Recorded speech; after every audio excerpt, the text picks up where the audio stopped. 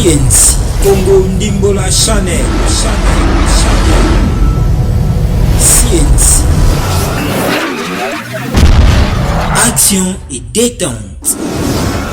Abonnez-vous sur votre chaîne YouTube.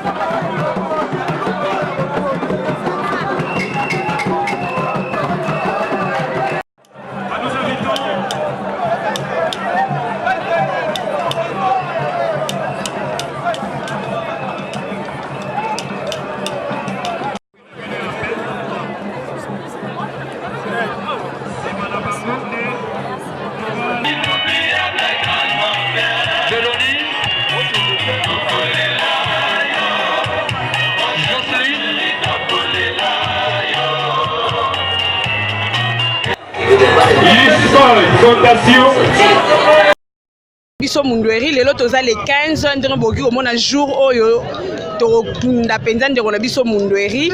Alors nakutani na artiste moko boye ye pa musala na yeko e akaka ko sekisa bato soko za na kisi te ya komela po pandie sala pasi te, désolé komone Emani Tara. Alors bonjour Emani. Bonjour chef. Oui Emani, tokute no na circonstance o ya mawa penza ya ndeko na biso Mundweri ndenga kufi. Yo penza est-ce que otikali kozwa occasion ya kozala sur scène na ndeko na biso Mundweri to koyeba ye personnellement? Koyeba ye personnellement te, mais j'ai eu à jouer avec lui dans Ndonzing Moro, c'était mon père. C'était mon père. C'était vraiment il y a très longtemps. On a pris moi Sika. Azalé papa langa, donc on a eu à tourner une fois. Et ce que je retiens de ce tournage-là, c'est que j'étais dans mes débuts. Mais hier, si je suis coupé, je suis coupé. Salabo, so on peut très bien, mais il doit faire une indication. Donc, que les forts soutiennent le faible. Donc, avec un fort à soutenir un peu. Donc, c'est la seule fois que j'ai tourné avec lui et c'est un très bon souvenir. Vraiment, c'est vraiment un très très bon souvenir, quoi. C'est un très bon souvenir. Ok, Emani Tara auti kolobake ndeko na biso Mundweri azalaki na système ya le fort soutient le faible. Alors a soutenaki penza ndeko na biso bon comprendre et a matanga to mona banjilwa ba e mabe, je vous dis chers internautes nga penza do il faut to sur saka na banjilwa po banjilwa ba e mabe baze bela forme kutu depuis kutu le débit to lobela bango te na lingamba forme po boyebi. Donc tozwa bango sima nazali olobaka Emani Tara uti koyebisa biso que Mundweri azali na système ya le fort soutient le faible. Donc ezalaki na ba début ya Emani Tara et lelo Emani Tara, je suis sûr que asia komi nesika oyo biso na bino toyebi asia komi bao ba yebi ete bon il est plus sur scène hein? Il est plus sur scène avoir un peu blonné na internet, donc les gens les connaissent, ça pas trop télé té yeso bombo boné na télé, c'est un festival on ezali filmé en wala bomoni. Donc toza vraiment na pasi de rendre dernier hommage na ndeko na biso Mundweri, et surtout que hier ezali jour auto bimisaka bembe ya ndeko na biso Mundweri ezali jour pe o ya botama parce que Mundweri est né un certain 14 juin 1964. Donc ezali vraiment événement moko boye ya pasi pona bandeko na ye non na joli bino bandeko na ye parce que comprenez l'émotion tout et tout, donc moya rezoya ezati ya rezoya bango ezate, il n'arrive même pas à parler po eza vraiment choquant ezali pasi pona bango ya wana tozui ba image te ya reçu ba meka ko s'exprimer, mais comprenez nous les artistes nous sommes là tolobana na biso ata to na pasi tolobi to seki mais pasi evanda na mutema po musala artiste ya wana. Emani Tara liloba no suka o ki koloba na famille ya Mowe Mundweri et puis na famille na biso mobimba ba comédien eza nini? Moi matanga nanu ezala esika ya recueillement. Donc moi ce que je vois ici, je me pose la question, est-ce que les gens sont en train de comprendre qu'il y a une fin à tout? Faut comprendre que Souka Maramnio sur sa place, nous avons les bisognos sur le monde dans Maël et Angoyo. On va faire tous ces honneurs, mais en fin de compte, l'histoire du grand frère Vika s'est terminée. Je vais demander à sa famille d'être forte. Famille Nae, famille Bazala Makasi. Et nous, les artistes qui sont restés, ça prouve que le grand frère Mundweri a été il a réuni tout le monde. Donc, soyons unis. Soyons unis, tout l'ingana. Et puis, Nzamba Sungamsa na biso qui n'est pas. Ok, merci en tout cas, Emani Tara, ce fut un plaisir. Hein? Merci, internaute. Ndeza boye na minute na salina artiste belé na commune de Koluka bana njili vraiment pour na ebisi bino lobby na morgue bana njili ba tchaki biso mama na mulunge. Ba biso artiste to sombi cercueil ya bien te parce que bango ba salela inde ko Mundweri cercueil. Ya ngana loba ngana bango photo mema na tina suka to acheminer pour cercueil bango basala ki Mundweri ezala koma Mundweri nga ifona filma ngo ba internet bomo na boloba o biso to kundeli Mundweri na oyo bango basali o wapi elekaki parce que biso ndeko na biso Mundweri to sali honneur na ndenge o biso to kokeli ba artiste na ndenge gouvernement sungaki biso mais bango balobi yango te donc na oluka bana njili hein à suivre ki mwana njili né en njili grandir en njili mourir pe na njili mais elle a plaire na lemba. On va libérer à pleurer, Angile. Enterrer, oh mais non. Moi, pleurer à Lemba, enterrer côté Wana. Donc voilà quoi, on va te calmer ça là. Calmer ça là. Tous ceux qui viennent artistes et comédiens, on va faire l'organisation. Bon, tu vas côté ici, tout là, tu vas côté ici, bon, on la dépense reste éthique là. Bon, que non, il ne tient pas mauvais. Ou, après, si la famille mauvais, pas maman la veuve. Pour attirer bébana. Donc, on a même bon mauvais. Et il y a un ensemble on comprend. Donc calme avec les hommes calme soder ça on a dit ça au quartier. Pinganda qui me rappelle battre sur nganda bimi c'est que vers ça muta honneur. So qui me doit yebana te on va li papa. On va catch mais sur nganda bimi c'est que baoba mutu akufi donc venanga José de Londres sida bilele. Mandinga ba Suisse. Gisha Kalambi ba Elena Manzila mama nanga Elena Manzila Mede Manzila. Bibish Lukamba Android. Kumu ya papa ya mère rêvé et les autres to les laver na bonheur to moni ba mouchine ba bimi ba gucci ba bimi ba oui donc il mélange suis inondé Chanel pas Chanel au biki bana njili ba obi mo bulu ezale lopo bilelende d'abord là qui s'appelle le vieux Roger Vika Mundweri abota magidon balobi azane grandi et mouri Angile. Oui cher internaute ndeka na yebisa ki bino ke ba comédien baza wa tale belé bino nde bolemba ce bolingi to ça ata 25 émissions pour na vieux Mundweri to salango na minute naza na ndeko nga mwasi kitoko mwasi aloba ne trop te boyo kaya loba il faut bozoe bo tchai sur scène wande personne bo tchai mame waso bolembi mato ekangami bino nana ndeko nga karibu bonjour karibu bonjour maman na raiboni ouais naza moi bien moi faux po yo ebika mambo komeli biso donc na monyo penza faut comprendre ta caméraman njola ngai pa mobimba pour comprendre que vieux Roger azaki mwana njili donc o exam na se wana ya makolo boyebi kombo la ngona loba te we bosukisi bon comme les garçons mo ya matata ndeko na ngai toza na sangwa pasi malgré biso tozala na biso moto seki mais pas c'est vaina mitema est-ce que ndeko na nga Mundweri grand frère na biso papa na biso aux 8 ans penzer aux alanais sur scène pour yo na yebi ko beta trop batatami na beta trop batatami mais malheureusement na 8 ans ko jouer na papa Mundweri te.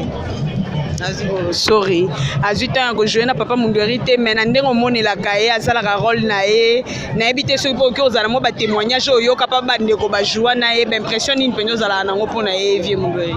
Bon comment na ye sur scène na sepelaka déjà nenga jouaka pona fada na ye pena boyete mais na ye ko mona pena ke aza pena grande artiste po façon bazolelela ye donc autant non déjà na actrice na ye acteur na ye non ndenge bazolela ça veut dire que non aza papa donc papa bazole baba rozo papa wana wapi papa moko boye akabola te asangisaka toujours donc bola munaye onga na retrouver ngo kaka awa na kati matanga na ye ka ngana kopesa ka toujours na famille Tambala hein azoleka biso awa pe vie na nga toujours na ndenga ya système ndeko na nga karibu na kati yo te pardon limbisanga mais vie na nga monaki te nayebi ke ye mpe ndenga aza boye ye penza na vie na ye ndeko na nga Dadi bonjour.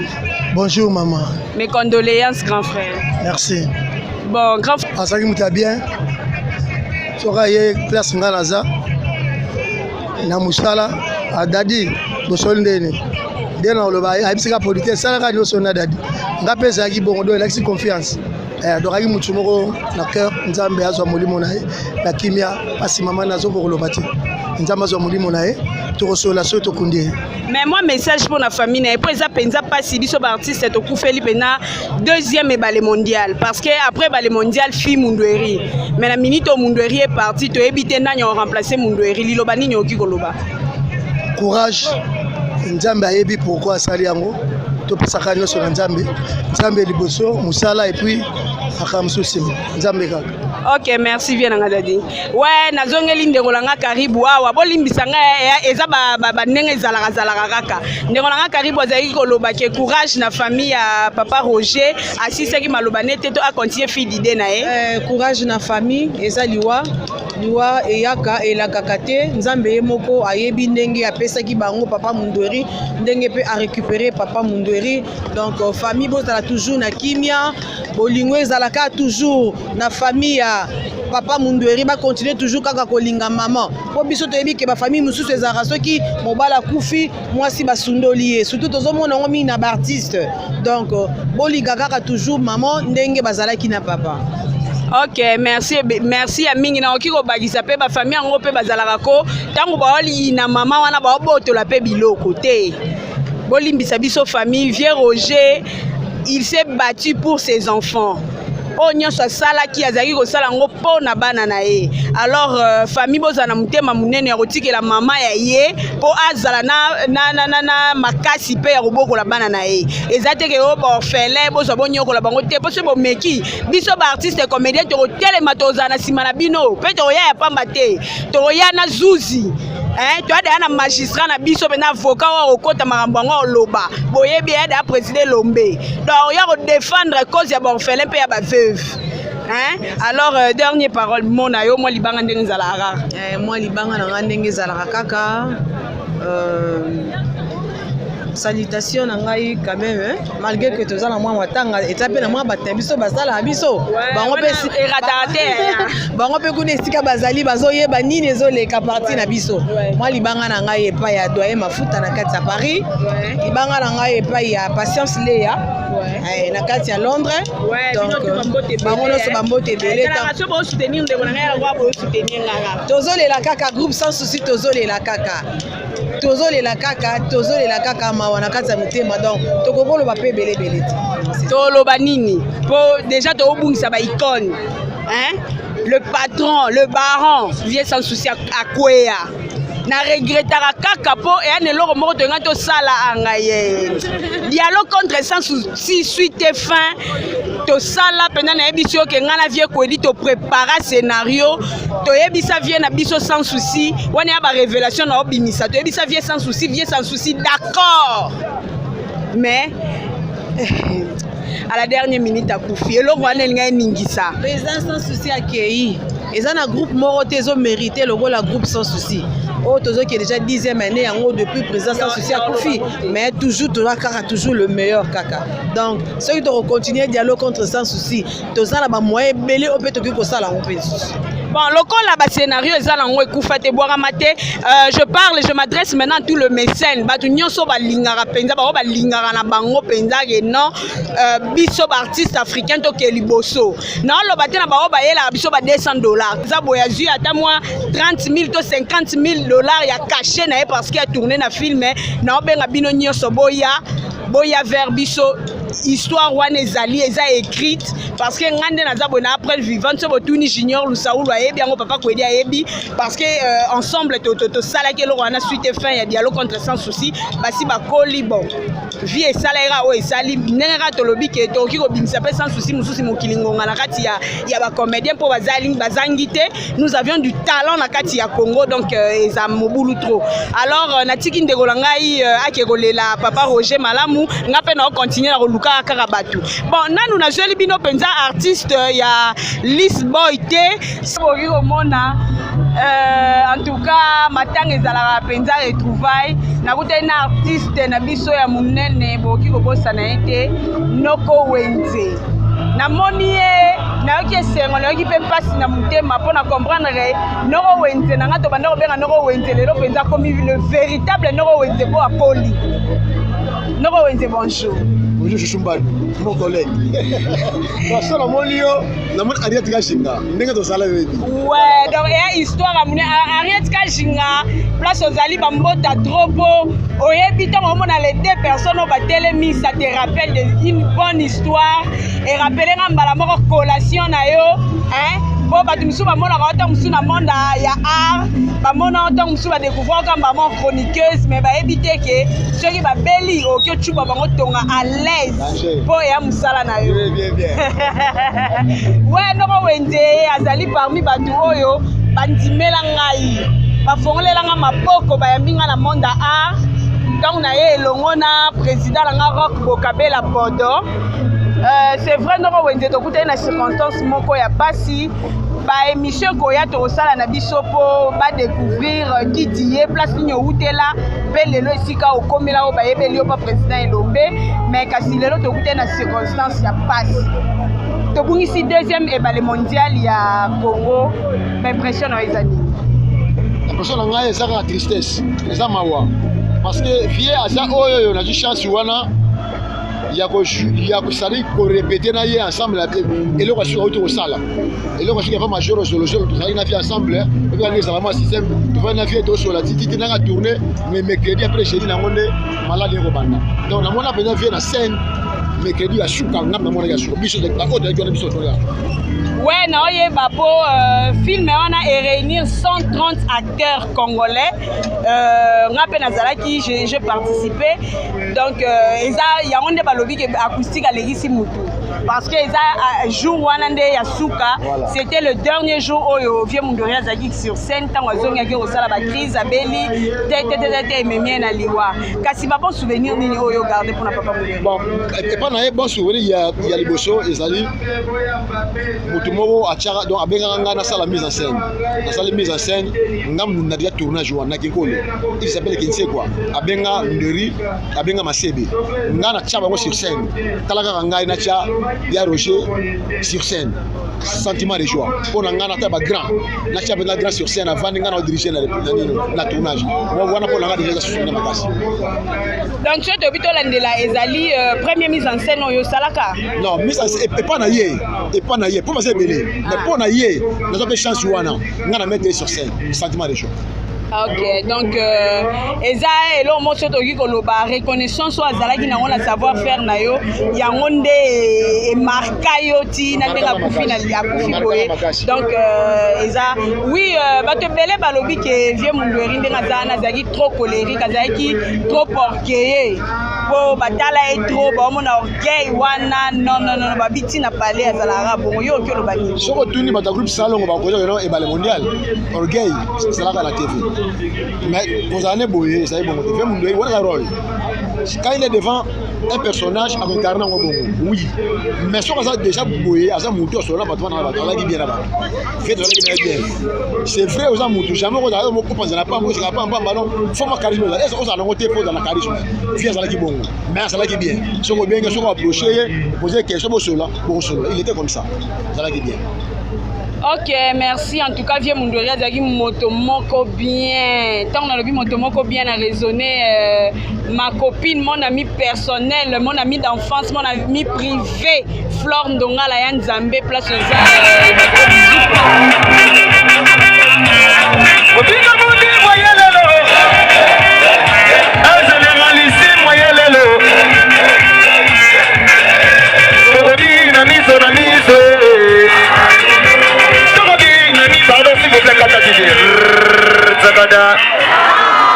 langa te biso tutoye pour accompagner vieux na biso Roger Vika Munderi na ligi toyemba ensemble quoi ese micro ezokoma ntina suka kuna eza koma Robina Mundi boyelelo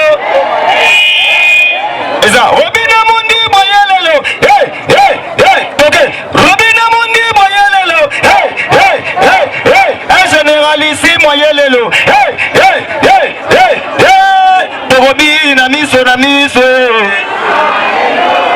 Robina miso na miso alelo okomatanga lelo okomatanga lelo okomatanga merci maboko makasi mpona bino mokoko merci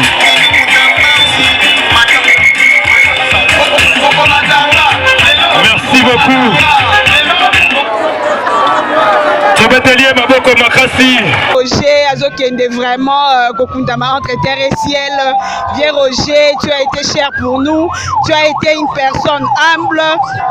Tolinga ki omingi parce que comme je suis là personnellement, on a bénéficié de la conseil na yo ebele na humilité na yo. Donc adieu quoi. Il y a le bébé les athées quoi.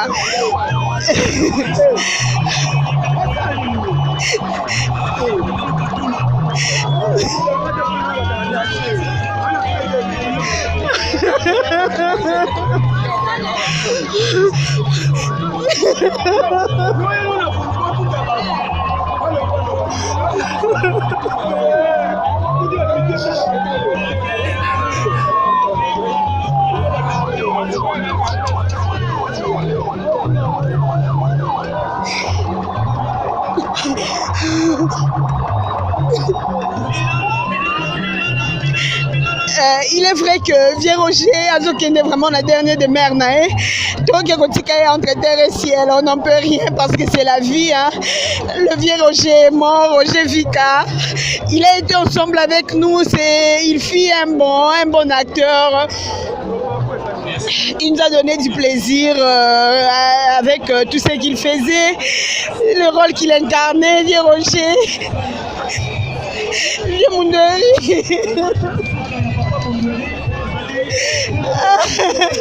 Oui, je sais que l'artiste ne meurt pas car il sera avec nous par ses œuvres, mais c'est trop dur, c'est vraiment difficile. Vieux Roger Tikibiso, on n'en peut rien. Vieux Roger Kei.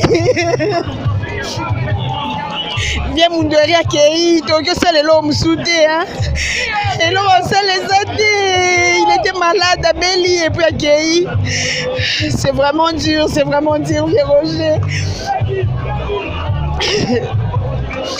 Nebi kozala toujours près na ngana ba CD ya ba bloko to sala bon ozala nanga to na banda otala yo ernyoso mais c'est vraiment ya pasi ozala na biso poto banda otala na ba télévision na ba chaîne nyonso mais za pasi Vieux Roger Kei toza sous la possibilité wana te ya solisa yo Vieux Roger adieu yaya. Adieu, tu as été humble. Ceux baninga mususu vraiment, hein, bon, mais quand on moi humilité, on est à Vieux Roger. Bon, il a été un homme fort, mais il était là toujours pour le faible. En tout cas, Vieux Munderi, n'a pas bon souvenir na yo quoi. On a quand même ça la pièce quand on joue ensemble ça la kango. Malheureusement ceux qui te jouent raté c'était uniquement parce que Nazara était na mboka na voyage à mais donc tu étais aussi un homme de parole. Oh la kisenga pena ko kokisa maloba na yo. Na regrette makasi na zaki occasion te na Oloba na ngana c'est l'actrice principale effectivement au Salarango mais Nazara raté donc désolé quoi. Mais bien na ba œuvre non bandozala toujours na banda buna biso to banda toujours ko se rappeler na ba moment fort ozai ko sala mais Vieux Munderi na leli aya na leli actrice na biso munene Mireille Mboudi hein boyebele plus na kombo ya maman Mboudi elle est là avec moi biso nyonso toyaki ensemble va rendre dernier hommage na Vieux Munderi. Mireille Mboudi qu'est-ce que tu as à dire pour moi na loba liso ezate mais oh nini oki ko loba pour na Vieux Munderi soko yebaki ya koloba ezali kaka ke apema na kimia parce que nzambe mutazwaka nzambe mutapesaka nzambe mutazwi biso papa Mundweri. C'est vrai que na miso abomoto na emono la bomoto koloba ke azwi avant mais pona nzambe ngonga na ye ebelemaki yango na sali ke a retirer ye azala lisusu elongo na biso te na nyonso nga ya koloba ezali kaka ke nzambe azwa lokumu na nyonso parce que c'est lui le maître de toutes choses, c'est lui le maître de temps et de circonstances, de tout ce qui nous arrive sur cette terre des hommes.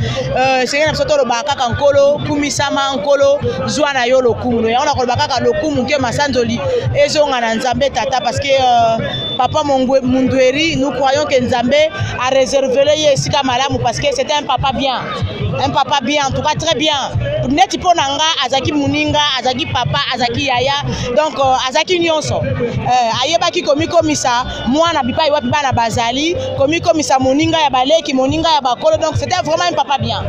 Donc nous croyons que bipa iwa pakei Nzambe akobongisele sika kitoko.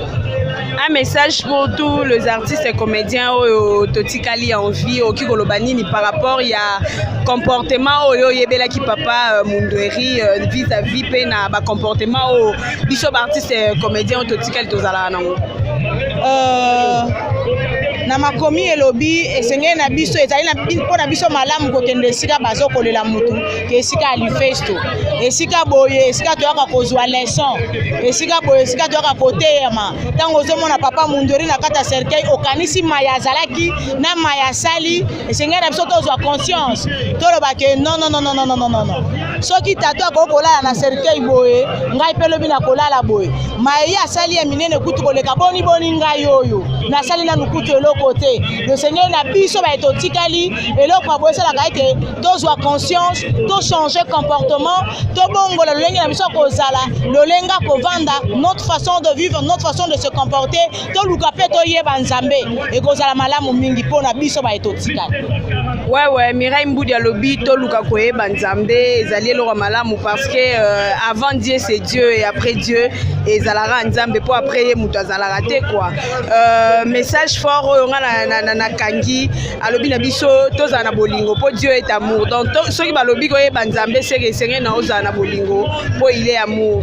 Na interview na nyonso na bandi banda lobi ti lelo témoignage ya moko ya humilité ya vie Mundweri ya ndenge nini il était là pour ceux qui étaient faibles, azalaki wana pour ceux qui sont forts, donc azalaki wana pour tous les temps. Ndenge to ki Mireille Mboudi alobi ke azali komi komisa nyonso nesika ya ndenge oyo, donc il changeait de forme quoi, so azana bana komi mwana, so azana ba yaya komi yaya. Donc merci beaucoup Mireille Mboudi na sepeli na moi ton plaisir. Merci beaucoup. Merci. Naleli. Oui, comme vous pouvez le voir, la foire est en train de se vider. Batunyon so bazali bongo ko bongama pona kokende. Na dernière demeure ya vieux Mundweri o ezali cimetière na biso ya entre terre et ciel nécropole. Donc je n'ai rien à dire. Tomeki kokutana na bananjili. Donc on dirait mambo baloba lobi na foire pardon na clinique Galé mais na ngoya lokuta que soit disant basaleli papa Mundweri cercueil tout et tout, mais ndenge na loba ki liboso que soki toke njili te po bakaneli biso mais tozela mwa kimia ekota tokoyeba ndenge nini tokoki kokita na njili po toke kozwa mpena bainformation na source si seulement si ezalaki vrai to ezalaki fausse.